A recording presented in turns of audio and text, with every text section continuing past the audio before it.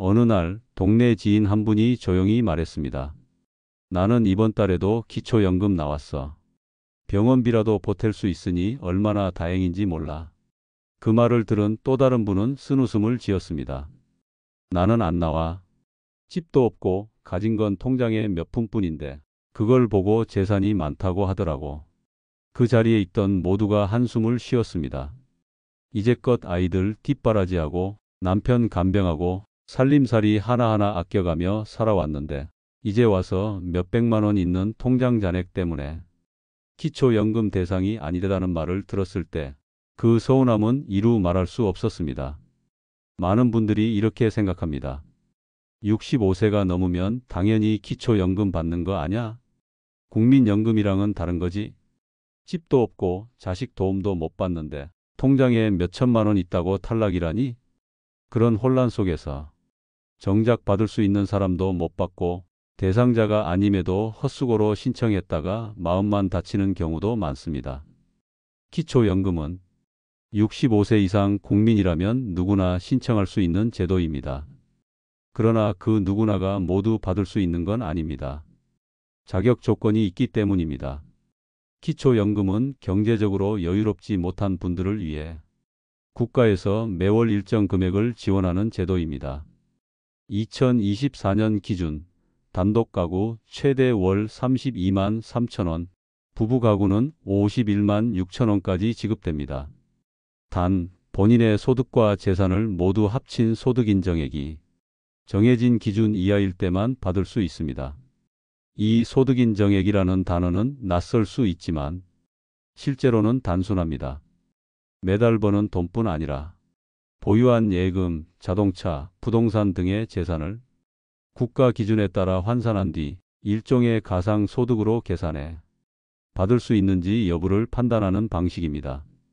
단독가구 기준으로는 월 202만 원, 부부가구는 323만 원을 넘지 않아야 하며 이 금액을 넘으면 단 1원도 지급되지 않습니다. 문제는 여기서 통장 잔액이 결정적인 영향을 준다는 것입니다. 몇천만 원이 넘는 현금이 통장에 있으면 이것이 일정 비율로 소득인정액에 포함됩니다. 예를 들어 6천만 원의 현금 자산이 있다면 그 자체로 매달 약 30만 원 이상의 소득이 있다고 계산되기 때문에 실제 생활이 어렵더라도 탈락하는 일이 생깁니다. 더 큰 문제는 이 기준이 매년 조금씩 변한다는 점입니다. 작년에는 대상이었는데 올해는 탈락하기도 하고 반대로 작년에는 안 됐지만 올해는 받을 수 있게 되는 경우도 있습니다. 그리고 많은 분들이 모르고 계시는 부분은 기초연금은 자동으로 지급되는 제도가 아니라는 것입니다. 신청하지 않으면 받을 수 없습니다. 내가 자격이 되는지 확인하고 직접 신청해야 하고 그 이후에도 소득과 재산 상황에 따라 매년 다시 심사받게 됩니다. 이처럼 기초연금은 알고 준비하지 않으면 받기 어려운 제도입니다. 하지만 제대로만 알면 그 어떤 복지보다 현실적인 도움을 주는 든든한 제도이기도 합니다. 한 달에 30만 원. 크다고 느껴지지 않을 수도 있지만 그 돈이 있어 병원 진료비를 걱정 없이 내고 자식 눈치 안 보고 약을 사고 가끔은 따뜻한 국밥 한 그릇을 편히 먹을 수 있다면 그건 단순한 돈이 아니라 존엄이고 자존심이며 노년의 안정입니다. 기초연금은 생계를 책임지는 제도는 아닐지 몰라도 지금 내가 쥐고 있는 하루하루를 조금 더 덜 불안하게, 조금 더 내 뜻대로 살아갈 수 있도록 도와주는 중요한 한 걸음입니다. 기초연금 신청을 고민하는 분들에게 가장 많이 듣는 말 중 하나는 이것입니다. 나는 재산이 없어. 집도 없고 자동차도 없고 그냥 통장에 몇 푼 있는 게 다야. 그런데 왜 안 되는 거지? 바로 이 부분에서 많은 오해가 생깁니다. 기초연금은 단순히 눈에 보이는 돈이 많으냐 적으냐를 보는 게 아닙니다. 정부는 신청자의 재산과 소득을 모두 고려한 소득인정액이라는 기준으로 받을 수 있는지를 결정합니다. 이 소득인정액은 말 그대로 소득과 재산을 가상의 소득으로 환산해 계산한 금액입니다. 예를 들어 실제 월소득이 거의 없다 하더라도 통장에 예금이 많거나 자동차가 있거나 심지어 보증금이 있는 전세집에 살고 있어도 그 금액이 소득으로 환산되어 계산됩니다. 이때 쓰이는 환산율이 중요한데요. 예금이나 현금성 자산은 약 4%의 연이율로 계산되며 그 금액을 12개월로 나눠 매달 얼마의 소득이 있는 것으로 간주합니다. 예를 들어 통장에 6천만 원의 현금이 있다면 4%를 적용해 연간 약 240만 원의 소득으로 계산되고 그걸 다시 나누면 매달 약 20만 원의 소득이 있는 셈이 됩니다. 여기에 실제 연금소득, 일용직 근로소득 등이 조금이라도 있다면 기준선을 넘어버리게 되는 것이죠. 이 기준선은 해마다 변동이 있습니다. 2024년 기준 기초연금을 받을 수 있는 소득인 정액은 단독가구 기준 월 202만 원 이하, 부부가구는 월 323만 원 이하입니다. 하지만 이 역시 단순하지 않습니다. 단지 금액만 보는 게 아니라 배우자의 소득, 자동차의 연식, 심지어 사는 집의 보증금까지 모두 반영됩니다.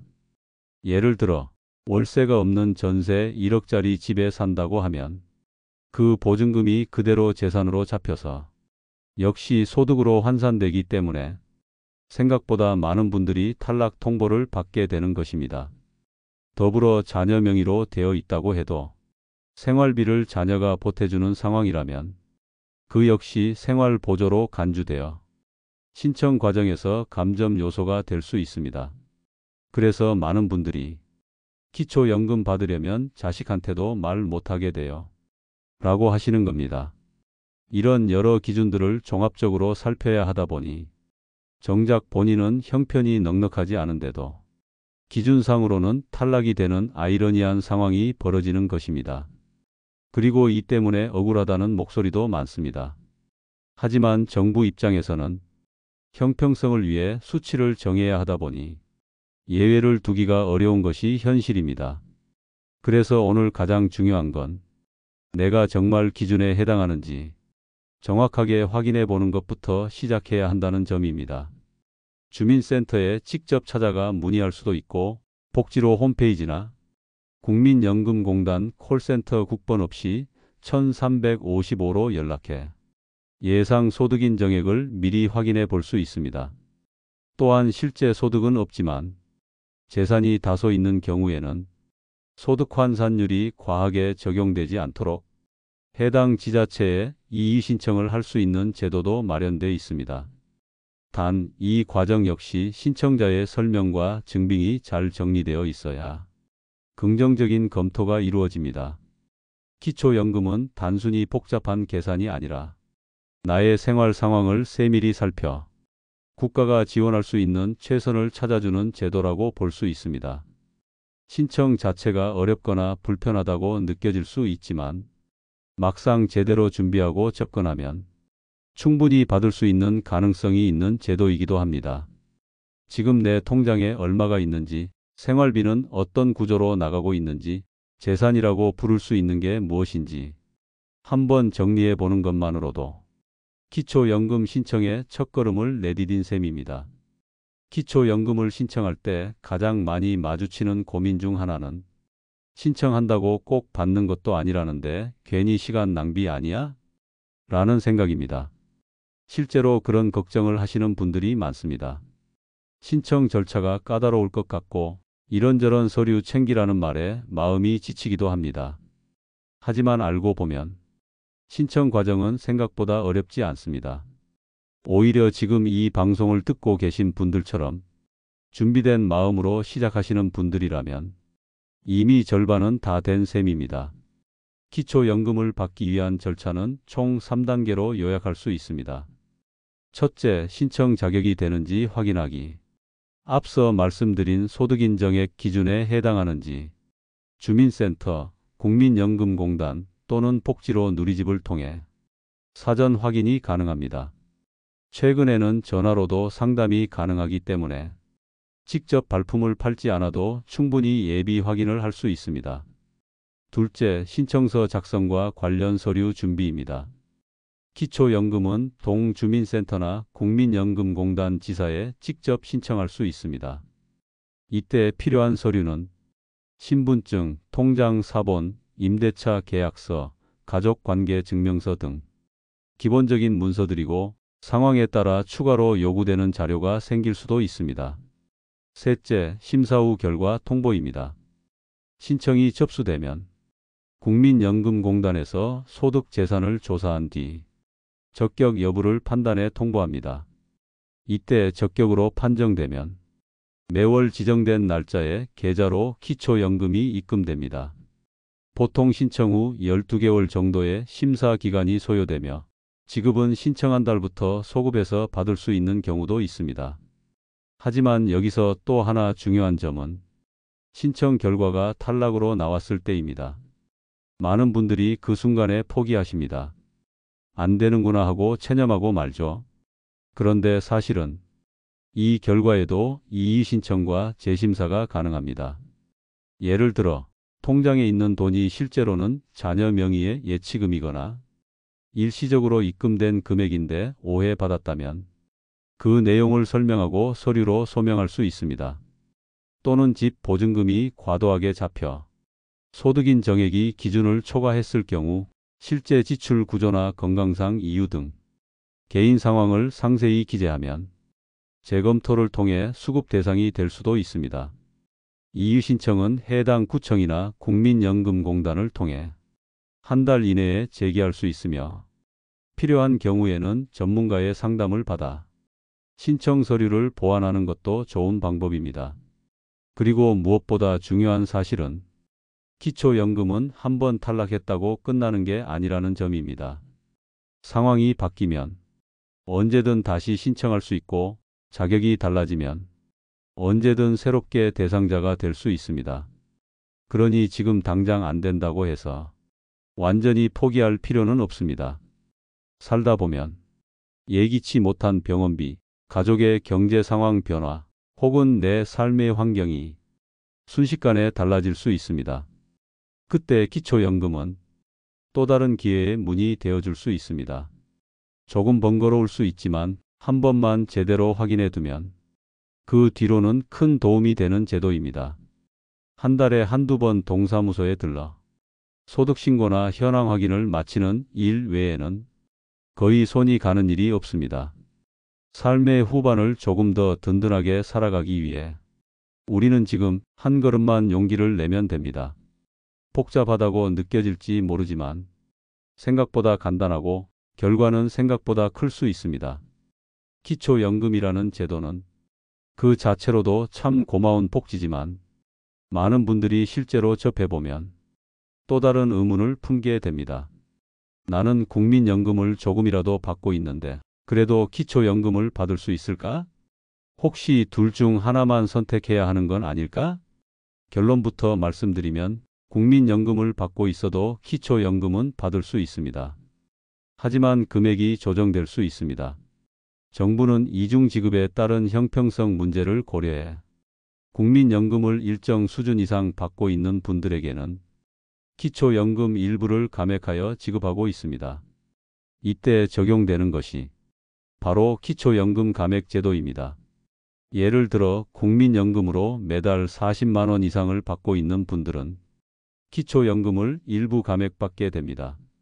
감액 기준은 매년 정부에서 고시하는 보전율에 따라 조금씩 달라지며 수령액에 따라 최대 50%까지 줄어들 수도 있습니다. 그러나 이 제도는 기초연금을 전혀 못 받는 것과는 다릅니다. 감액되더라도 받을 수 있는 범위 안에서는 계속 지원을 받게 되며 이는 오히려 국민연금 가입자의 형평성을 맞추려는 장치라고 볼 수 있습니다. 또 이런 제도는 복잡하게 느껴지실 수도 있겠지만 모든 계산은 국민연금공단에서 알아서 해줍니다. 우리가 해야 할 일은 단지 내 상황을 정확히 알리고 꼭 필요한 서류를 빠짐없이 제출하는 것입니다. 그리고 기초연금을 받기 위한 또 하나의 관문이 있습니다. 바로 배우자나 가족의 재산 상황입니다. 기초연금은 개인 단위로 지급되지만 소득인 정액을 계산할 때는 부부의 재산과 소득이 합산됩니다. 즉, 한 분만 신청하더라도 배우자의 재산 상황까지 함께 고려되는 것입니다. 그래서 종종 이런 일이 발생합니다. 남편이 예금이 조금 있어서 탈락했어요. 부부 중 한 명만 받으면 되는 거 아닌가요? 이 부분도 많은 오해가 있는 부분입니다. 기초연금은 부부 중 한 명이 먼저 받게 되면 다른 한 명도 받을 수 있는 자격이 생기지만 전체 수급액은 줄어들 수 있습니다. 예를 들어 부부 모두 단독 가구 기준으로는 32만 원 이상씩 받을 수 있지만 부부가 함께 받게 되면 각각 25만 원 정도로 감액되어 지급되는 구조입니다. 그 이유는 국가에서 부부가 함께 사는 경우는 생활비가 일부 절약된다는 전제하에 수급액을 다르게 책정하기 때문입니다. 조금은 억울하게 느껴질 수 있지만 그래도 전혀 못 받는 것보다는 안정적으로 기본 생활을 유지하는 데 큰 도움이 되는 지원입니다. 여기서 중요한 건 내가 받는 금액이 적다고 기초연금 자체를 포기하지 말라는 것입니다. 그 적은 금액이 어떤 분에게는 약값 한 달치가 되고 어떤 분에게는 교통비가 되고 어떤 분에게는 자식에게 손 내밀지 않을 수 있는 자존감이 되기도 합니다. 또한 기초연금을 받기 시작하면 추후에 다른 복지 혜택과도 연결될 수 있습니다. 대표적으로는 기초생활보장제도, 건강보험료 감면, 에너지 바우처, 장기요양보험 혜택 등이 있습니다. 기초연금 수급 여부는 단순히 매달 일정 금액을 받는 것 이상의 의미가 있습니다. 국가로부터 지금 당신의 삶을 응원합니다라는 사인을 받는 것이고 그 사인을 통해 다른 복지문으로도 자연스럽게 연결될 수 있는 것입니다. 한 달에 20만 원이든 10만 원이든 혹은 처음엔 감액이 되더라도 그건 결코 적은 돈이 아닙니다. 노년의 삶은 안정과 존엄이 가장 큰 자산입니다. 그리고 그 시작이 바로 이 기초연금일 수 있습니다. 기초연금을 신청하면서 많은 분들이 실수하는 지점이 하나 있습니다. 바로 이 정도는 괜찮겠지 하고 재산이나 소득에 대해 정확히 알리지 않는 것입니다. 예를 들어 예금은 내가 쓰는 게 아니고 아들이 잠깐 맡겨둔 돈이야. 자동차는 오래돼서 사실상 쓰지도 않아. 명의는 내 이름인데 실상은 자식 거야. 이런 경우들 상담실에서 정말 자주 듣습니다. 마음으로는 이해가 가지만 제도라는 건 마음보다 서류를 기준으로 판단되기 때문에 설명 없이 넘어가는 순간 잘 받을 수 있었던 연금을 스스로 놓쳐버리는 일이 생깁니다. 기초연금 신청 과정에서 가장 중요한 것은 있는 그대로 정확히 알리는 것입니다. 그리고 나서 그 상황에 대한 설명이 필요하다면 서류나 소명서를 통해 충분히 풀어내면 됩니다. 예를 들어 잠시 맡은 자녀의 예금은 자녀의 예금이라는 사실을 증명할 수 있다면 제외 요청이 가능하고 자동차의 경우도 실제로 운행하지 않거나 장애, 질병 등으로 사용할 수 없다는 사유가 있으면 자동차 가액에서 감면을 받을 수 있는 여지가 있습니다. 또 한 가지 중요한 부분은 신청 시점입니다. 기초연금은 신청한 달부터 지급이 시작됩니다. 즉 7월에 신청하면 7월분부터 받을 수 있습니다. 그렇기 때문에 가능한 한 빨리 신청하는 것이 금전적인 이익 측면에서도 훨씬 유리합니다. 지금 준비가 안 돼서 다음 달에 해야지 하고 미루는 분들도 많은데 그 한 달 차이가 연간으로 보면 수십만 원이 달라지는 결과를 만듭니다. 또한 신청 이후에는 연 1회 이상 소득 및 재산 현황을 확인받아야 합니다. 이 과정에서 변경사항이 생기면 지급액이 조정되거나 수급 자격이 중단되기도 합니다. 하지만 걱정할 필요는 없습니다. 이 확인 절차는 대부분 주민센터나 국민연금공단에서 미리 안내해주고 필요 서류도 친절하게 도와줍니다. 중요한 건 받고 있는 동안에도 내가 지금 어떤 상태로 혜택을 받고 있는지를 스스로 알고 있어야 한다는 점입니다. 기초연금은 단지 경제적인 지원만이 아니라 노인의 권리를 인정하고 그 삶을 응원한다는 사회의 신호이기도 합니다. 그만큼 우리도 이 제도를 당당하게 활용할 권리가 있는 것입니다. 또 하나 놓치기 쉬운 부분은 기초연금 수급이 다른 복지제도와 연결된다는 사실입니다. 예를 들어 기초연금을 받고 있는 어르신은 의료비 지원이나 지방자치단체에서 운영하는 복지 프로그램에 우선적으로 참여할 수 있습니다. 때로는 노인 맞춤 돌봄 서비스, 무료 건강검진, 기초생활보장 연계 심사까지 연금 수급 이력이 크게 작용하기도 합니다. 그렇기 때문에 기초연금은 단순히 한 달 몇만 원의 문제가 아닙니다. 그 연금을 통해 우리의 노후 삶 전체가 보다 안전한 테두리 안으로 들어올 수 있는 문이 되어주는 제도입니다. 한 번의 신청, 조금의 용기와 준비만 있다면 그 결과는 생각보다 깊고 넓습니다. 이 제도를 나를 위한 하나의 권리로 생각해도 좋습니다. 국가는 우리 모두가 그 권리를 마땅히 누릴 자격이 있다고 인정하고 있으니까요. 기초연금을 받고 나서 이게 뭐 그리 대단하다고 라고 말하셨던 분이 계십니다.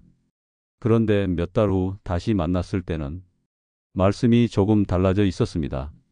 받아보니 마음이 편해. 병원 가는 것도 덜 눈치 보이고 약 하나 더 살 때도 괜히 자식들 눈치 안 봐도 되니까. 그 말을 듣고 저는 속으로 고개를 깊이 끄덕였습니다. 사람이 노년에 느끼는 가장 큰 불안은 어쩌면 돈 자체가 아닙니다. 그보다는 혹시라도 남에게 폐가 되진 않을까 하는 걱정입니다. 아플까봐, 쓸모없어질까봐, 자식에게 부담될까봐 생기는 그 보이지 않는 걱정들이 노인을 가장 외롭게 만듭니다. 그럴 때 기초연금은 비록 금액은 크지 않지만 그 걱정들을 조용히 덜어주는 심리적 안전망이 되어줍니다. 정기적으로 내 이름으로 입금되는 돈. 그건 단지 생활비가 아니라 나는 여전히 보호받고 있다는 사회적 메시지이기도 합니다.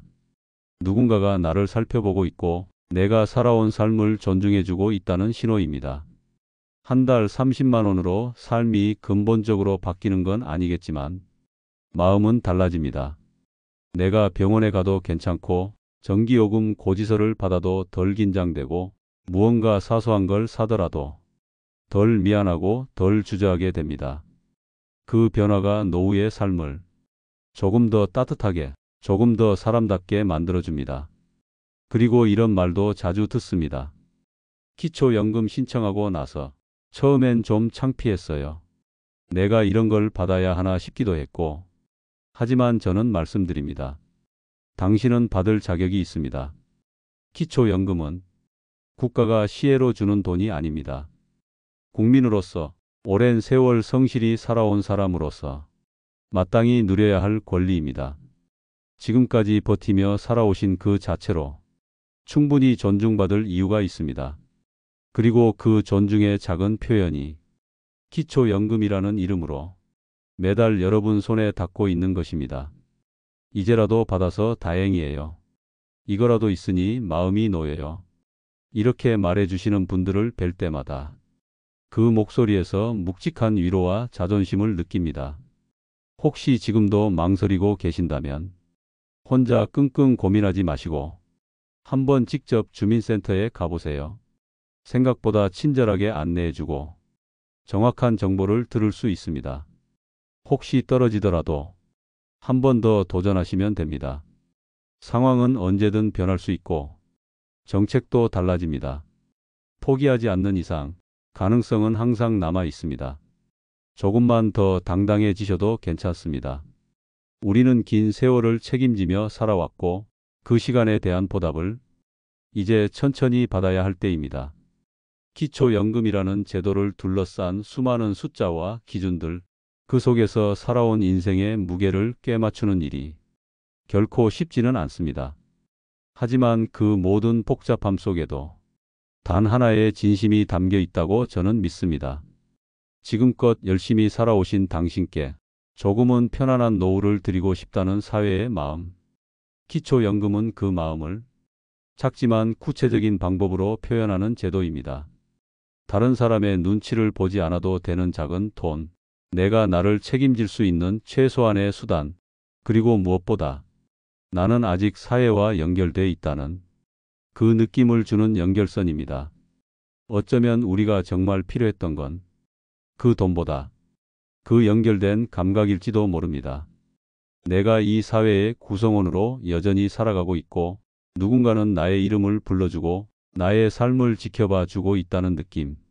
그런 의미에서 기초연금은 단지 한 달에 얼마가 입금되는 제도가 아니라 삶을 향한 존중이자 존엄에 대한 국가의 대답입니다. 혹시 지금 이 방송을 들으며 나는 받을 자격이 있을까? 이 나이에 뭐가 달라지겠어? 하고 생각하셨다면 부디 다시 한번 스스로에게 이렇게 말씀해 주세요. 충분히 살아냈고 지금도 잘 살아가고 있으며 이제는 받아야 할 것을 받을 때가 되었다. 주저하지 마시고 지금 바로 확인해 보셔도 괜찮습니다. 국민연금공단에 전화를 해 보셔도 좋고 주민센터에 가셔서 기초연금 받을 수 있는지 알아보러 왔어요. 이 한마디만 하셔도 직원분들이 친절하게 안내해 줄 겁니다. 혹시 잘 모르겠다면 자녀나 지인에게 함께 가자고 하셔도 됩니다. 이건 민폐가 아니라 내 삶을 챙기기 위한 당연한 권리 행사입니다. 우리는 늘 참는 법부터 배워왔습니다. 아프면 견디고 서러우면 삼키고 도움받을 일이 생기면 미안해하고 하지만 이제는 받아도 되는 걸 기꺼이 받는 용기도 노년에는 꼭 필요합니다. 그 용기가 당신 삶의 다음 계절을 조금 더 따뜻하게 바꿔줄 수 있습니다. 오늘 방송이 당신에게 작은 정보 이상의 의미가 되었기를 바랍니다. 혼자 듣지 마시고 혹시 주위에 몰라서 못 받고 있는 분이 계시다면 꼭 이 내용을 전해주세요. 우리는 서로에게 등불이 되어줄 수 있습니다. 그 시작이 바로 이 이야기일 수 있습니다. 들어주셔서 고맙습니다. 늘 건강하시고 당신의 노년이 평안하길 진심으로 바랍니다. 구독과 댓글은 언제든 당신이 함께하고 계시다는 또 다른 작은 증거가 됩니다. 남겨주시면 천천히 고맙게 읽겠습니다.